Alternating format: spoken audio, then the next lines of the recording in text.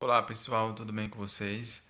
Então, dando continuidade ao assunto Grécia Antiga, na última aula nós vimos um pouco sobre as primeiras civilizações da Grécia, as primeiras sociedades que surgiram naquele território. Vimos também um pouco sobre a polis grega, né, que, como nós vimos, a polis ou cidade-estado era uma cidade que tinha leis, costumes e governos próprios, né? Então, era uma cidade completamente autônoma, né? Independente. E os traços comuns que existiam entre essas cidades-estados gregas eram a religião, a cultura e a língua. Nós vimos também que nas cidades-estado o poder, né, era exercido pelo basileu, né, juntamente a um conselho de nobres e uma assembleia de guerreiros. Então, nós vimos também, só adiantando aqui, um pouquinho sobre a Acrópole, certo? Que era aquela área fortificada onde ficavam os templos e os principais edifícios da cidade. Então, a Acrópole, pessoal, como vocês podem verificar aí na ilustração, era o local mais elevado da povoação, né? E a Ágora era a praça central onde eram realizadas as discussões políticas. Então, dando continuidade, podemos dizer ainda que as cidades gregas mais importantes foram Atenas e Espartas, né? Vimos também que a forma de governo era justamente o regime aristocrático, né? No qual existia ali pessoas, né, que formavam um grupo social, certo? E essas pessoas eram normalmente detentoras de herança, terra, títulos ou poder. E em algumas cidades se apresentaram o sistema chamado de democracia, né, que é uma forma de governo no qual os governantes são escolhidos pelo povo, certo? Mas nem todo mundo naquela época, pessoal, era considerado cidadão, como nós vimos anteriormente, certo? Então, só eram considerados cidadãos praticamente os homens, homens livres e não estrangeiros, e então os escravos e os estrangeiros ficavam de fora aí das decisões políticas nessas cidades-estados. Dando continuidade, falando um pouquinho agora sobre as principais cidades-estados da Grécia Antiga, que foram Esparta e Atenas, né, que apresentaram dois modelos muito diferentes de organização política, cultural e social. Podemos dizer que Esparta era uma cidade localizada na região da Lacônia, né, no sudoeste da península do Peloponeso, e ficava em um vale cercado por altas montanhas, certo? Então, essa região, pessoal, ela inicialmente foi habitada pelos pelasgos, né? Depois foi invadida pelos aqueus, como nós vimos anteriormente, e por fim conquistada pelos dórios, né? Então foram os dórios aí os responsáveis, né, pela construção dessa cidade. Então, a estrutura política e social espartana era pautada nos valores de austeridade, ou seja, no espírito cívico e submissão total do indivíduo ao Estado, né, ao governo. Era uma sociedade conservadora, ou seja, que mantinha as tradições, certo? Patriarcal, no qual o homem detinha os poderes, né, sociais, aristocrática, guerreira e eugênica, né? Pois lá, pessoal, não se admitiam defeitos físicos. Portanto, se alguma pessoa, né, nesse caso aí, nascesse com alguma deficiência, era infelizmente, né, morta pelo Estado, certo? Normalmente, as crianças que nasciam com algum defeito eram jogadas de um monte, pois o Estado ele não queria arcar com os custos dessa criança. Acreditava-se que todos os cidadãos deveriam ser saudáveis, formando assim um exército de vencedores, certo? Então, a sociedade espartana era dividida, né, da seguinte forma: ela tinha na base, né, os esparciatas, que também eram chamados de espartanos, que eram descendentes dos antigos conquistadores, chamados dórios, e formavam a classe dos iguais, né? Era uma espécie de aristocracia, né? Eram apenas os melhores, a classe que dominava toda a sociedade. Tinha também os periecos, né, que integravam a classe formada pelos antigos aqueus, né? E tinha também, pessoal, os ilotas, né, que eram também descendentes dos aqueus, certo? Que eram pessoas que trabalhavam nas terras dos dórios, mas não tinham nenhum direito sobre ela, certo? Então, além disso, podemos dizer que a educação espartana ela estava totalmente voltada às obrigações militares, né? O Estado, portanto, ele tinha a obrigação de cuidar da educação das crianças, procurando, através do ensino, fazer com que o indivíduo passasse a acreditar que era necessário ser um bom soldado para defender a cidade, através de um sentimento patriótico, tá bom?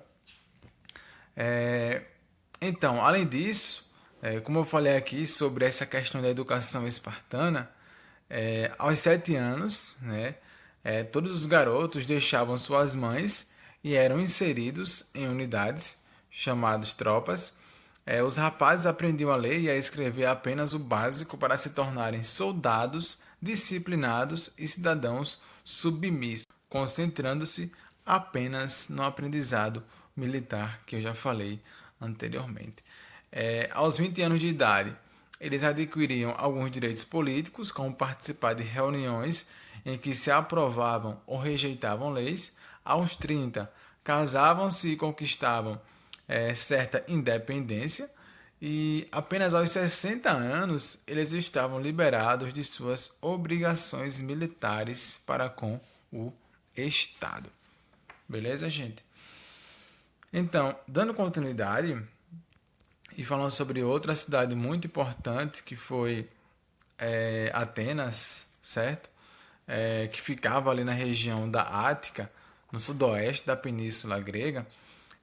Então, Atenas ela tinha um solo pouco fértil, né? Por isso que a produção de trigo e cevada nem sempre bastava para alimentar a sua população, certo? Então, gente, as colinas eram propícias ao plantio de oliveiras e parreiras, o que resultou na criação de indústrias de azeite e vinho já no século VIII, né? Ao sul da península, os atenienses desenvolveram a mineração de prata, favorecendo o comércio marítimo. Atenas foi uma das poucas cidades micênicas que continuou a ser ocupada sem interrupção durante todo o período posterior à decadência micênica, no qual veremos um pouquinho mais sobre esse período posteriormente. Certo, gente? Então, dando continuidade, quanto à sociedade espartana, ou melhor, ateniense, podemos dizer que ela estava dividida da seguinte forma: existiam lá os eupátridas, né, que eram os bem-nascidos, né, ou seja, os cidadãos, normalmente eram as pessoas ricas, né, os grandes proprietários de terras, os comerciantes e os donos das oficinas de artesanato. Tinham também os metecos, que eram os estrangeiros, os escravos, que por sua vez eram uma população numerosa. Tinha também os geomores, né, que eram os pequenos proprietários de terras. E quanto à mulher, pessoal, nessa sociedade, as mulheres ela tinha praticamente, como era a sociedade, melhor dizer, patriarcal, né, as mulheres elas ficavam responsáveis basicamente pelos serviços domésticos, né? Apenas algumas se destacavam socialmente em eventos particulares ou religiosos, tá certo? Dando continuidade, podemos dizer que durante os séculos 7, né, e 6 a.C., houve um momento em que a Grécia, ou melhor, a sociedade ateniense, ela passou por uma certa instabilidade e mudança social relevante, né? Isso se deu, pessoal, devido a uma imensa tensão entre alguns legisladores, certo? Então, houve um grupo de legisladores responsável por um gradual processo de transição política. Então, os principais legisladores foram Drácon, né, que estabeleceu um conjunto de leis escritas que daria lugar às leis orais, anteriormente conhecidas pelos eupátridas. E outro bastante conhecido foi Solon, né, que também foi outro legislador. Lembrando, pessoal, que o legislador é uma pessoa que cria, né, que cria leis, certo? E alguns deles, né, foram importantes porque chegaram a assumir o poder, né, de Atenas naquela época, certo? Então, ao chegar no poder, esse legislador, Solon, ele iniciou uma reforma das estruturas social, política e econômica das polis atenienses, favorecendo, consequentemente, os aristocratas, né, os pobres e os endividados. Ele também aboliu a escravidão por dívidas, né? Também concedeu maiores poderes à Assembleia Popular dos Cidadãos, que era chamada de eclésia, certo? Vinculando os direitos políticos às suas riquezas e rompendo com a tradição dos privilégios familiares. Outro legislador, né, bastante importante foi Clístenes, um político grego que buscava dar sequência às ideias de Solon. Ele tentou tirar das mãos dos grupos familiares a maior parte dos privilégios políticos, diminuindo o poder aristocrático dos mais ricos, né, ao reagrupar as tribos e alterar o sistema de voto e representação política. Foi o criador do ostracismo, né, que é a punição àquele que atentasse contra a liberdade pública, certo? Então, gente, o ostracismo ele foi um conceito muito importante em Atenas, pois preveniu o ressurgimento das guerras civis e o poder centralizado em uma só pessoa ou pequeno grupo. Desse termo surgiu também a palavra óstraco, que consiste no voto político da sociedade ateniense escrito em cacos de cerâmica. Lembrando que a pena para quem cometesse, né, algo, né, que fosse contra a liberdade pública era justamente o afastamento e até mesmo a exclusão de Atenas, né, por um período de 10 anos. Tá bom? Então, pessoal, quanto à cultura na Grécia clássica, né, já envolvendo todas as polis gregas, podemos dizer que além de inovar no sistema político, os gregos antigos dispunham de uma rica vida cultural. O desenvolvimento da ciência e das artes confere grande importância para a história da Grécia. Por quê? Vamos ver aqui no quadro, né, onde ele destaca aqui as áreas que são o teatro, a filosofia, a história, a ciência, a medicina. Coloca aqui os principais destaques, né, as principais figuras ali que foram de suma importância para o desenvolvimento, certo, desses setores. Esquilo, Sófocles e Eurípides, né, foram os destaques dessa época e eles se destacaram justamente no teatro, já que as apresentações teatrais começaram como festivais em homenagem aos deuses gregos. Na questão filosófica, né, na filosofia, destacamos Sócrates, Platão e Aristóteles. Isso aqui vocês vão estudar posteriormente, certo? Eu acho que só no ensino médio, em filosofia, certo? Em razão dessas pessoas aí, nasceu em resposta à pergunta sobre o ser humano, seu senso de existência e suas capacidades de conhecimento. A filosofia, para os gregos, era uma maneira de alcançar e conhecer a verdade de todas as coisas. Na história, surgiram historiadores como Heródoto e Tucídides, né? Então, a história aí para os gregos nasceu do interesse em registrar um modo como as coisas aconteceram no passado, registrando os fatos por meio da escrita. Na ciência, temos Pitágoras e Arquimedes, né? Os gregos eles foram os que começaram a pensar a ciência para entender como a natureza funcionava, Nesse sentido, o objetivo era estabelecer teorias que permitissem essa compreensão. No caso da medicina, vem Hipócrates, né? Então, ele fazia parte do desenvolvimento da ciência grega e tinha o objetivo de compreender as causas das doenças para pensar em possíveis curas para elas. Tá certo, pessoal?